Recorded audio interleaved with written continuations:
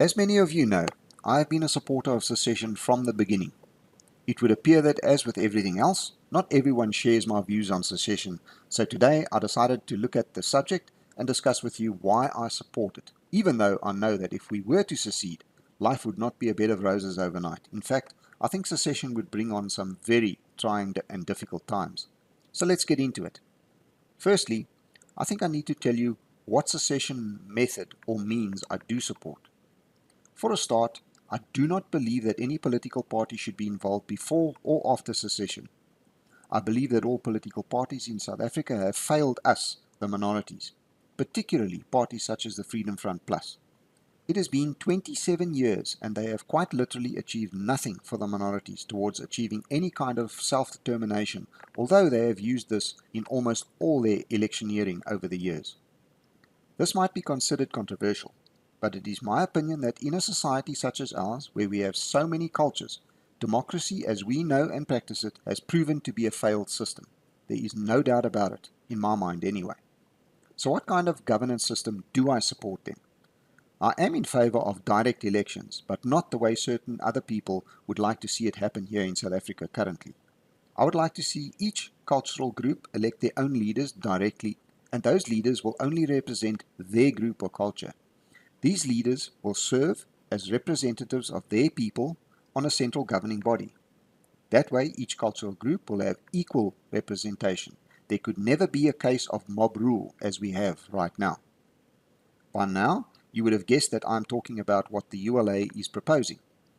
The ULA does not have an exclusionary policy for other cultural groups, but gives each one of them the right and opportunity to govern over themselves.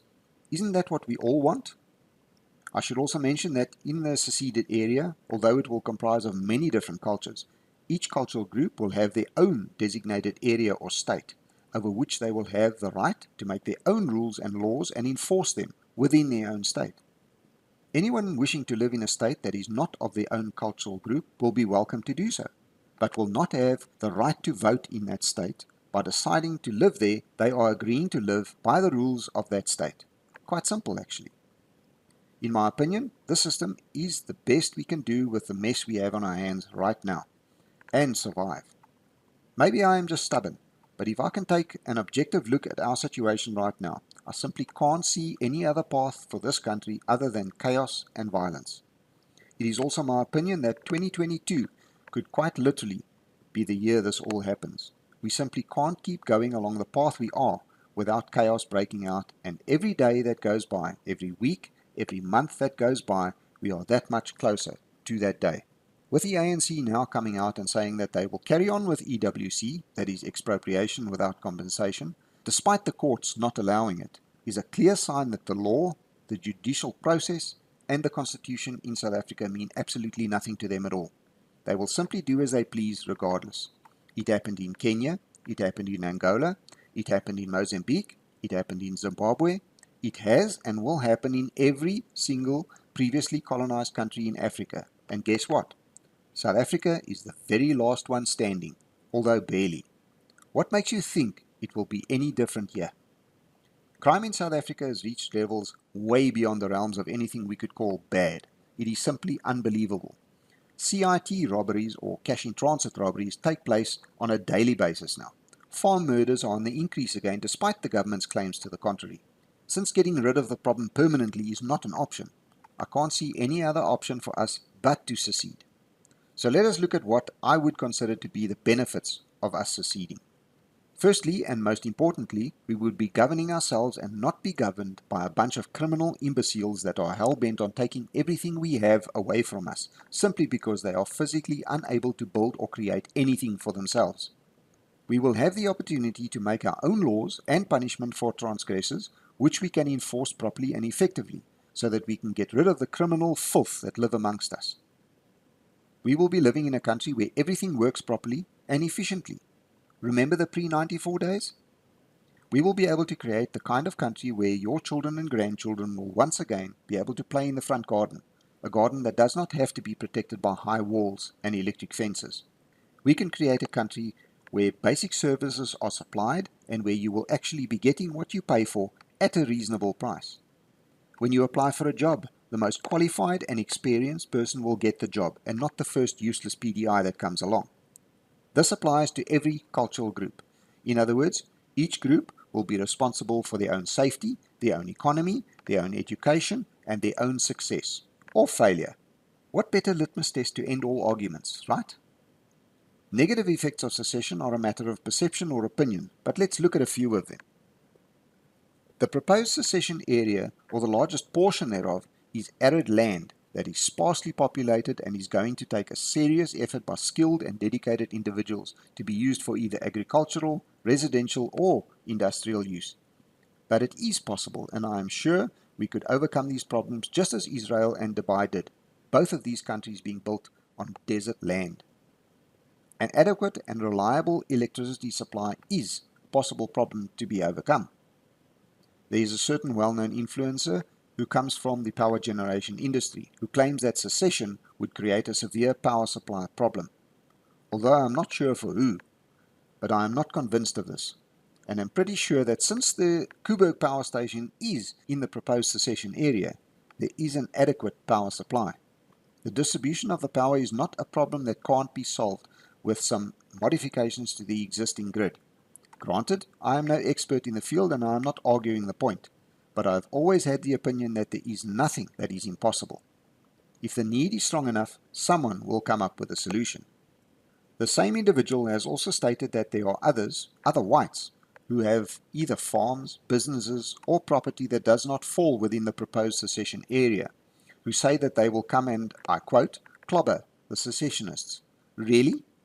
So these people, whoever they are threatening some kind of physical violence against those of us who want nothing more than to be able to live in peace and quiet without being persecuted and victimized by the government and quite literally murdered in our homes, on our farms, and on the roads. This has to be the most ridiculous thing I have ever heard in my life. These fools would rather take their chances with the current crime rate, with the constant threat of expropriation of the very property that they are trying to hold on to, with the ever-worsening crime rate. And I'm not talking about an increase in petty theft or white-collar crime. I am talking about the most serious crimes we have: rape, murder, child molestation, human trafficking, government officials' involvement in all of these, as well as the criminal theft of not only a small portion of the state funds, but the entire state coffers. No, I'm afraid these people are nothing but fools if they are prepared to sacrifice their freedom, their property, and possibly their lives to hold on to the very things that the government is hell-bent on taking away from them at the first chance they get. To these people I have only one thing to say. When secession takes place, and it will, you will be welcome to cross to the other side of the border, to our side, and we will give you a safe haven after you turn up with just the clothes on your back. That's if you make it to the border. Sacrifices are going to have to be made to ensure our survival, and your big house, business, and or land comes a very distant second to that. On the other hand, you are more than welcome to stay here and deal with whatever this corrupt gangster government hands out to you. It's your choice. Nobody will force you to give up anything if you don't want to. Except the ANC government, of course.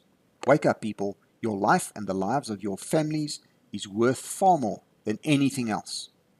It is also accepted that as soon as secession takes place, the new seceded area will face military action from what is left of South Africa.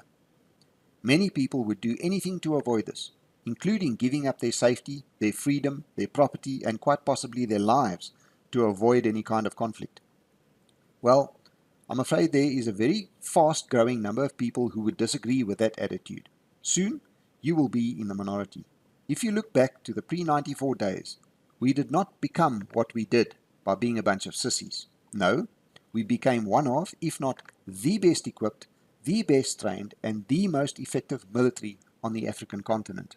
I am proud to say that I was one of those well-equipped, well-trained and effective soldiers, and I would gladly be a part of another such military tomorrow if I knew I was doing it for the survival of my children, for their freedom and for the future survival of my people, even at my age.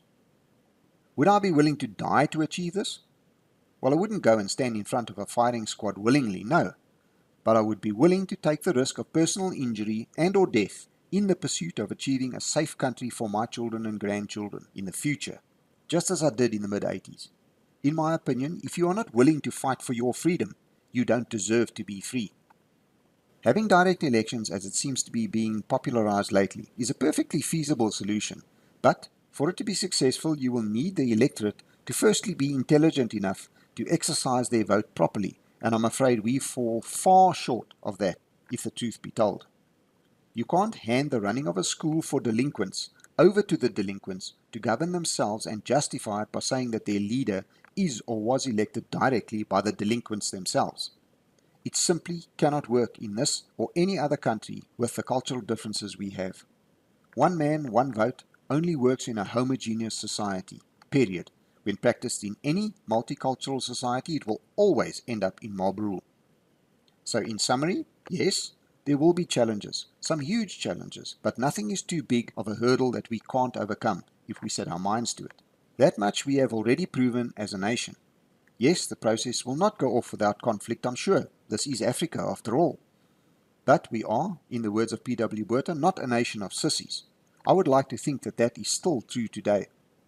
Just a quick reminder for those who are prepping for chaos, and we all should be. I still have the offer for freeze-dried meals in the description. Forever Fresh Foods offer a very nutritious and delicious meal already prepared and freeze-dried for you. All you have to do is add water and heat it up. I've tried these products myself, and believe me, they are really good. Being freeze-dried, they also weigh almost nothing, with the average meal weighing in at a measly 80 grams before adding water. Just think how many meals you could carry in a single backpack or similar-sized container. There will be a link in the description. Just so you know, I do receive a small commission from any sales at no extra charge to you. So by buying using my link, you are also indirectly helping the channel. In conclusion, I would like for everyone to go and watch what Wynand de Tooy had to say this morning on his channel. I know he is a Zuidlanders member and he uses his channel to promote Zuidlanders all the time, something which he is absolutely entitled to do. But I would like you to listen to what he had to say this morning. After watching it, I would like you to ask yourself the question, can South Africa really survive this? In my opinion, there is no possible way that we can. It is physically impossible. We have to get away from this at any cost or we will not survive this. We have no choice if we are honest with ourselves. I'll put a link to his video in the description. Please go and watch it. We can do it, people. We can have a country where we are safe, where our children and grandchildren are safe. We can have a country where we have a fair chance of reaching our full potential. We can have a country where the law is respected and effectively enforced. We can have a country where its institutions actually work. We can have a country with a flag that we can fly with pride again. We can have a country where we govern ourselves again. There is a link to the ULA's website in the description. Please go there and just say yes. That is all it takes. Please like and share this on as many platforms as possible. It's the only way that my message gets out there. If you have not subscribed to my channel yet, I have to ask, why not? You have absolutely nothing to lose. If you would like to make a contribution to my channel, in the description field I have made provision for both local as well as international contributors. If you would like to make a crypto contribution, also in the description field I have placed a Bitcoin as well as an Ethereum wallet address. If you'd like to contribute any other crypto, simply send me an email to the address also in the description and I will send you the relevant wallet address. To all the amazing people who do make a contribution, I would like to say thank you from the bottom of my heart. Last year was financially probably the worst year I have had in my life, and your contributions have helped me tremendously.